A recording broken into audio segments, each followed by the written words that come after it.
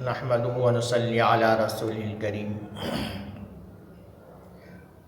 النکاح من سنتی وقال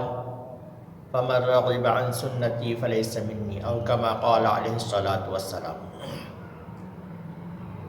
بہت ہی افسوس کی بات ہے کہ ہم نے نکاح کو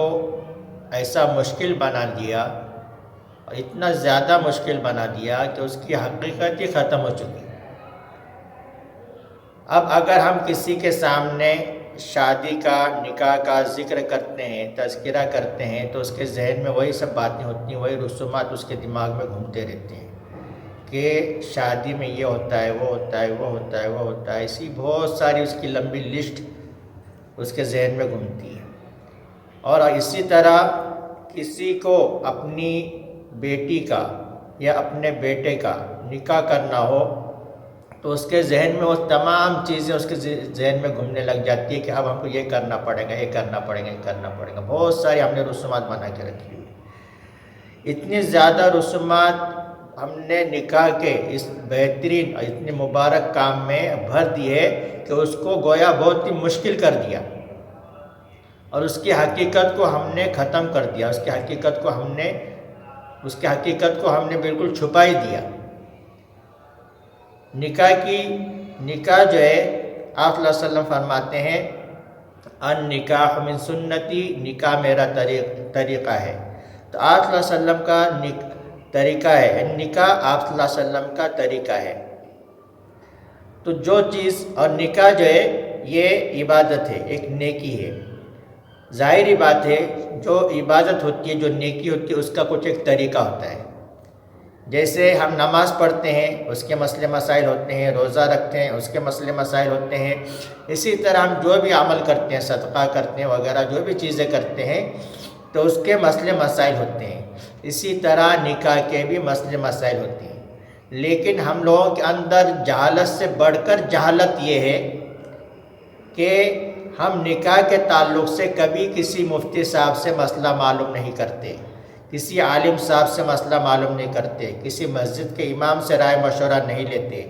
ہم نکاح کے وقت میں اپنے خاندان کے بوڑھوں کو اپنا جو ہے رہنما بنا لیتے ہیں اور ان سے مسئلے مسائل معلوم کرتے ہیں کہ اب کیا کرنا پڑتا ہے، اب کیا کرنا ہے، اب کیا کرنا ہے، شادی سے پہلے کیا کرنا ہے، شادی کے بعد کیا کرنا ہے۔ تو وہ تمام رسومات میں لگا دیتے ہیں کہ اب جو ہے ہلدی کرو، مہندی کرو، رت جگہ کرو، قرآن خوانی کرو، اور پھر جو ہے اتنے لوگوں کو کپڑے کرو، اس کو کپڑا دینا پڑتا ہے، اس کو کپڑا دینا پڑتا ہے، تو وہ ناراض ہو جائے گا، یہ ناراض ہو جائے گا، اس کو انگوٹھی دینا پڑتا، اس کو کرنا پڑتا۔ اور شادی کے بعد میں بھی پھر جمعہ کی، پہلی جمعہ کی، دوسری جمعہ کی، تیسری جمعہ کی، چوتھی جمعہ کی، پانچویں جمعہ کی، وہ لڑکی والے نے بڑی دھوم دھام سے کرنا پڑتا ہے۔ تمام چیزیں جو اس کے ذہن میں بھر دیتے ہیں، وہ بیچارہ ٹینشن میں۔ کئی لوگ جو ہے شادی کر نہیں پاتے ان مصائب کی وجہ سے، اور ان جو ہے رسومات کی وجہ سے، ان مسائل کی وجہ سے کئی لوگ اپنی بیٹے بیٹیوں کی شادی نہیں کر پاتے۔ اور سب سے زیادہ پریشان جو ہے وہ لڑکی کا والد ہوتا ہے، سب سے زیادہ پریشان لڑکی کا والد ہوتا ہے۔ اور اس میں ان چیزوں کو ختم کرنے میں سب سے زیادہ لڑکے کے جو سرپرست ہیں ان کی ذمہ داری ہے کہ ہم رسومات کو ختم کریں، اس لیے کہ لڑکی والا تو مجبور ہوتا ہے، وہ یہ سوچتا ہے اگر میں نے کسی قسم کی کمی کر دی تو لڑکے والے ناراض ہو جائیں گے اور پھر وہاں جانے کے بعد میں میری بیٹی کو تکلیف دیں گے، میری بیٹی کو تانے دیں گے۔ اس خیال سے وہ بیچارہ ہر چیز کرنے کے لیے راضی ہو جاتا ہے۔ اور اتنی ساری لوگوں نے رسومات بنا کے رکھی ہے کہ رسومات دیکھ دیکھ کر جو ہے دماغ جو ہے بالکل پک جاتا، اتنے ساری رسومات لوگوں نے بنا کے رکھی ہوئی ہے۔ اور بعض جو ہے شادیوں میں اتنی زیادہ جہالت اور اتنی بے پردگی، اتنی بے حیائی اور اتنا زیادہ اللہ کو ناراض کرنے والا عمل، گانے بجانے، ناچنا پینا وغیرہ سب چیزیں ایسی کر دی جاتی ہے کہ ویسی شادیوں میں جب وہ نکاح پڑھانے کے بعد میں لوگ کہتے ہیں کہ دعا کرو، تو جو ہے دل سے دعا نکلتی نہیں، اس لیے کہ کیا منہ لے کر دعا کریں گے، کیا منہ لے کر جو ہے اللہ سے یہ بات مانگیں کہ اللہ اس نکاح میں برکت عطا فرمائے، اس لیے کہ کوئی کام ایسا نہیں کیا ہے کہ جس سے اس نکاح میں برکت نازل ہو، بلکہ ہر کام اللہ کی لعنت، فرشتوں کی لعنت، اللہ کے نبی کی لعنت برسنے جیسا جو ہے عمل کیا ہوا ہے۔ ہر چیز ہم نے اللہ کو ناراض کرنے والی، اللہ کے نبی کو ناراض کرنے والی ایسا عمل ہم نے جان جان کر کیا ہے، اور کسی سمجھانے والے کی بات کو بھی نہیں مانے۔ اور جو سمجھانے والے جو ان کے خاندان کے جو بڑے ہوتے ہیں نا، وہ لوگ بھی کیا کہتے ہیں، ارے خوشی کا موقع ہے، کرنے دو، بچے ہیں، تو یہ جو ہے اس وجہ سے ان کی اور ہمت افزائی ہوتی ہے اور اس کو کرتے ہیں۔ تمام جہالت کی رسومات کر کے پھر بعد میں نکاح کے وقت میں دولہا آ کر بیٹھ جاتا ہے اور جو قاضی صاحب سے کہتے ہیں کہ دعا کرو، اور بعض مرتبہ جو ہے نکاح سے پہلے کہتے ہیں کہ بیان کرو۔ اب ابھی بیان کرنے کو باقی کیا رہا، جو کرنا تھا سب کر لیے، ارمان پورے ہو گئے، اب بیان کر کے کریں گے کیا، کس کو سنائیں گے؟ اصل میں یہ بات نکاح سے 2-3 مہینے پہلے ہونی چاہیے، کہ نکاح سے 2-3 مہینے پہلے کسی عالم مفتی کو لاؤ اپنے گھر میں اور سب کو بٹھاؤ، اور سب کو بٹھا کر نکاح کے مسائل سنو اور جو ہے ان سے بیان کرواؤ، کیا چیز کرنا چاہیے، کیا چیز نہیں کرنا چاہیے، کیا چیز جائز ہے، کیا چیز ناجائز ہے، کیا چیز حرام ہے۔ جو حرام ناجائز جو چیزیں ہیں ان سے بچو، اور جو کرنے کی جو چیزیں ان کو کرو۔ ہم سنت طریقے سے نکاح کریں گے، ایک تو ہمارا پیسہ بچے گا، وقت بچے گا، اور جو ہے اللہ بھی خوش ہوگا، اللہ کے نبی بھی خوش ہوں گے۔ اور ہم ناجائز طریقے سے کریں گے تو ہمارا پیسہ بھی برباد، اور اللہ بھی ناراض، نبی بھی ناراض، ہمارا وقت بھی برباد۔ اور ہم جن کو خوش کرنے کے لیے کرتے ہیں، ہم جن کو خوش کرنے کے لیے کرتے ہیں، جو ہمارے رشتہ دار ہیں، ان کو ہم کبھی زندگی میں خوش کر ہی نہیں سکتے۔